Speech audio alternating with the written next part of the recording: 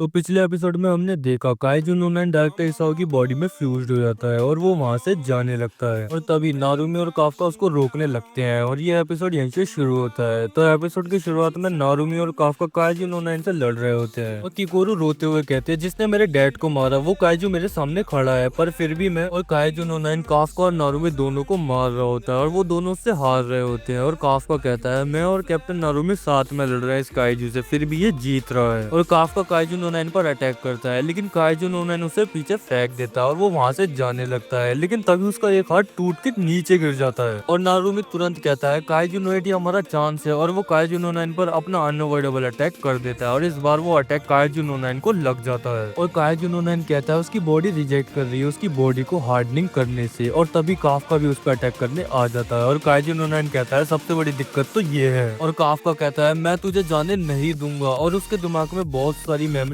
आने लगती है और वो कहता है क्योंकि ये उसके लिए फेयर नहीं होगा और वो उसको दूर फेंक देता है। और काइजू नोनाइन कहता है हीलिंग प्रोसेस में इंटरफेयर करने की वजह से रिजेक्शन रिस्पॉन्स और तेज हो रहा है जैसा मैंने सोचा था। मेरे लिए आखिर में सबसे बड़ी रुकावट तुम हो काइजू नोएट। और भाई काफका उस पर खतरनाक अटैक करता है जिससे उसका दूसरा हाथ भी टूट जाता है और नारुमी और काफका उसको खत्म करने जा रहे होते हैं। तभी काइजू नोनाइन कहता है माफ करना पर तुम मुझे नहीं रोक सकते ये अलविदा है। और वो अपना लास्ट ऑप्शन यूज करता है और अपने आप को ब्लास्ट कर देता है जिसकी वजह से बहुत बड़ा धमाका होता है और हम देखते हैं कि काइजू नोनाइन की लोअर बॉडी टूट के नीचे गिर जाती है और काइजू नोनाइन कहता है ये मेरा लास्ट अटैक था अभी मैं अपनी शानदार नई बॉडी को खो देता। और जैसे ही वो पीछे देखता है भाई काफका और नारुमी उस अटैक से बच जाते हैं। नारुमी कहता है हम बच गए और काफका कहता है तैयार हो जा मरने के लिए काइजू नोनाइन। और तभी काइजू नोनाइन कहता है मुझे पहले ये कर देना चाहिए था और नारुमी उसके माइंड को रीड करके समझ जाता है वो क्या करने वाला है। तभी काइजू नोनाइन अपने दो चेहरे बनाता है और दोनों से खतरनाक अटैक करने लगता है किकोरू और कुरुसु के ऊपर। और तभी काफका और नारुमी उन्हें बचाने जाते हैं और काइजू नोनाइन इसाओ का चेहरा बना के कहता है इंसान किसी को मरते हुए नहीं देख सकते। वो कहता है अलविदा काइजू नोएट। और वो कहता है अब जब मैं अपना नेक्स्ट मूव करूंगा तब काइजू का एरा शुरू होगा। और काफका नारुमी किकोरू और कुरुसु को बचा लेते हैं और काफका काइजू नो की वही बात सोचता है और वो रोते हुए गुस्से में बहुत तेज चिल्लाता है और नारुमी बिल्कुल शांत होता है। और फिर सीन डायरेक्टर ऑफिस रूम में जाता है जहाँ इसाओ की कुर्सी खाली होती है और फिर सीन चेंज होता है और न्यूज पे इसाओ शिनोमिया लाइन ऑफ ड्यूटी में मारे गए सबको बता दिया जाता है। और फिर इसाओ का फ्यूनरल दिखाया जाता है जहाँ सब लोग एकदम शांत होते हैं और नारुमी बिल्कुल शांत होता है उस हादसे के बाद से। और इधर काफका भी उदास होता है और तभी इतामी कहता है शुरू करो गन्स को और फायर करो और इसाओ के लिए गन्स फायर की जाती है और काफका रोने लगता है। थर्ड डिवीजन सल्यूट करते हैं और इधर नारुमी को इसाओ के वो पल याद आते हैं जब इसाओ काइजू को मारता था और नारुमी बस एक प्लेटून लीडर था। और फिर नारुमी को वो पल याद आता है जब इसाओ कहता है नारुमी डिफेंस फोर्स और इस देश को बचाना अब तुम्हारे ऊपर है और मैं तुम पे भरोसा करता हूँ। और सब इसाओ को रिस्पेक्ट देते हैं और काफका कहता है कि कुरु यहाँ नहीं आई और हमें डायरेक्टर ऑफिस का सीन दिखाया जाता है जहाँ नारुमी किकोरू से कहता है तुम पक्का गुड बाय नहीं करना चाहती। और किकोरू कहती है मैं कुछ नहीं कर पाई मैं कमजोर हूँ इसलिए मैं उन्हें नहीं बचा पाई और वो काइजू मेरी वजह से भाग निकला। और तभी वो कहती है रोते हुए कैप्टन नारुमी मुझे स्ट्रॉन्ग बनना है। और नारुमी हैरान रह जाता है वो कहती है मुझे पता है मेरे डैड उस मॉन्स्टर के अंदर कैद है मैं उन्हें गुड बाय नहीं कह सकती जब तक हम डिफेंस फोर्स उस काइजू को खत्म ना कर दे। और मुझे माफ करना कंट्रोल खोने के लिए और उसे अटेंड ना करने के लिए मैं उसके लिए पनिशमेंट एक्सेप्ट करती हूँ। तभी नारुमी कहता है जब अगली बार हम उससे लड़ेंगे तब तक मैं तुम्हें सबसे ताकतवर बना दूंगा मेरे अलावा जो कुछ भी इसाओ सान ने मुझे सिखाया मैं तुम्हें सिखाऊंगा। मुझे दिखाओ कि तुम उसे झेल सकती हो और रिजल्ट्स निकाल सकती हो अगर तुम ये कर पाई तो मैं तुम्हें पनिश नहीं करूंगा फ्यूनरल अटेंड ना करने के लिए। और किकोरू रोते हुए कहती है हाँ। और हम देखते हैं काफका बाहर खड़ा होकर ये सब सुन रहा होता है और वो अपने हाथ को देखता है और फिर वो जाते हुए कहता है मैं उसे नहीं छोड़ूंगा। और फिर सीन चेंज होता है इतामी उस लैब में आता है जहाँ इसाओ जाता था वो कहता है ये क्या है और कुरुसु से बताता है डायरेक्टर इसाओ ने हमें ऑर्डर दिया था इस प्रोजेक्ट को सीक्रेट में करने के लिए उन्होंने कहा था अगर मुझे कुछ हो जाए तो ये मैं आपको दिखाऊं और आपके मुताबिक काम करूं। और इतामी कहता है इसाओ तुम गलत काम मुझसे ही करवाते हो और फिर वो कहता है ऐसे ही करते रहो और तैयार हो जाओ हमारा बदला लेने के लिए। और सीन चेंज होता है किकोरू और शिनोनोमी प्रैक्टिस कर रहे होते हैं जहाँ शिनोनोमी किकोरू को इजिली हरा रही होती है। और तभी नारुमी कहता है मैं बोर हो रहा हूँ कब तुम उस पॉइंट तक पहुंचोगे जब मैं खुद तुमसे लड़ाई कर सकूं। सारे फर्स्ट डिवीजन प्लेटून लीडर के अंदर पोटेंशियल है एक दिन कैप्टन बनने का। मुझे इस गेम को खत्म करने के लिए 1 महीना लगेगा मैं चाहता हूँ तब तक तुम उन सबको सरपास कर दो जब तक मैं इस गेम को खत्म करूँ जब तक तुम्हारे अंदर वो लेवल नहीं होगा, तुम समय पर नहीं कर पाओगी, चलो गेम शुरू करो। और तभी हसेगावा उसके लात मार के कहता है तुम काम शुरू करो। और तभी किकोरू कहती है प्लेटून लीडर शिनोनुमे दोबारा शुरू करते हैं। और शिनोनुमे सोचती है ये सच में मुझे हराने की सोच रही है 1 महीने में, खैर मजा आएगा, शुरू करो। और हसेगावा नारुमी से कहता है तो तुमने डिसीजन ले लिया क्या हम काइजू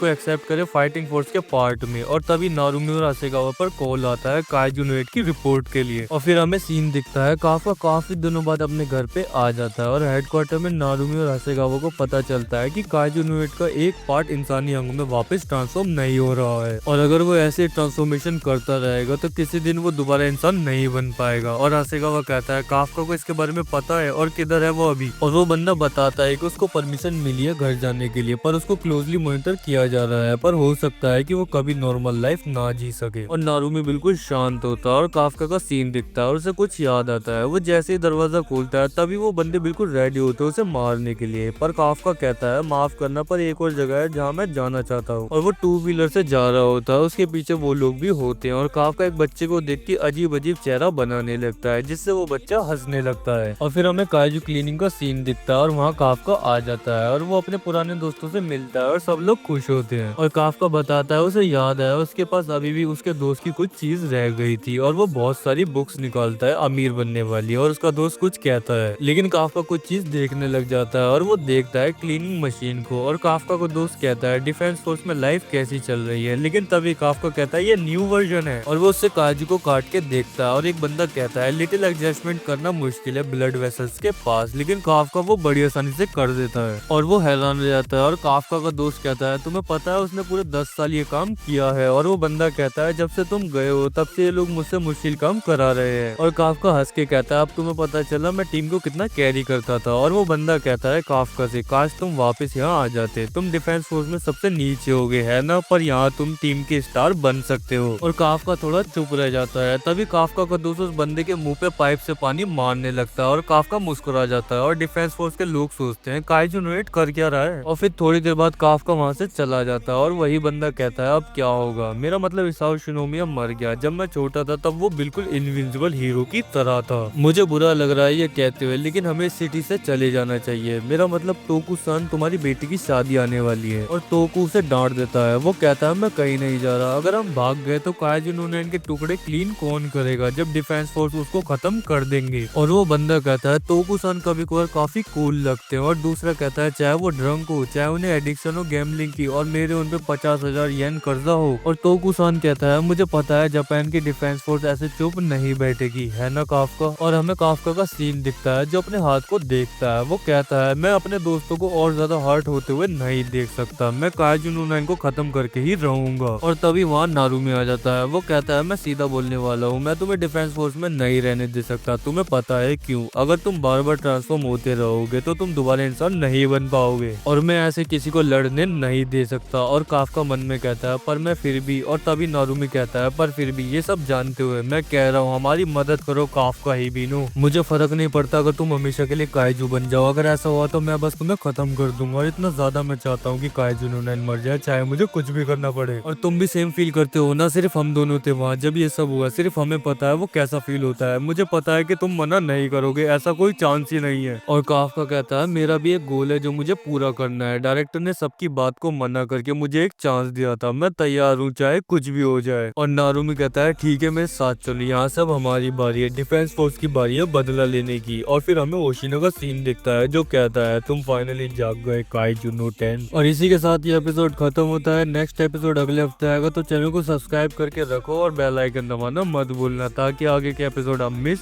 ना करो। और अगर वीडियो पसंद आई हो तो एक लाइक जरूर करना। और गाचा कोता लॉर्ड ऑफ द मिस्ट्रीज नहीं देखा तो अभी जाके देखो और जल्दी से आ जाओ उधर, आप लोगों का वेट कर रहा हूँ, जल्दी से आ जाओ जल्दी।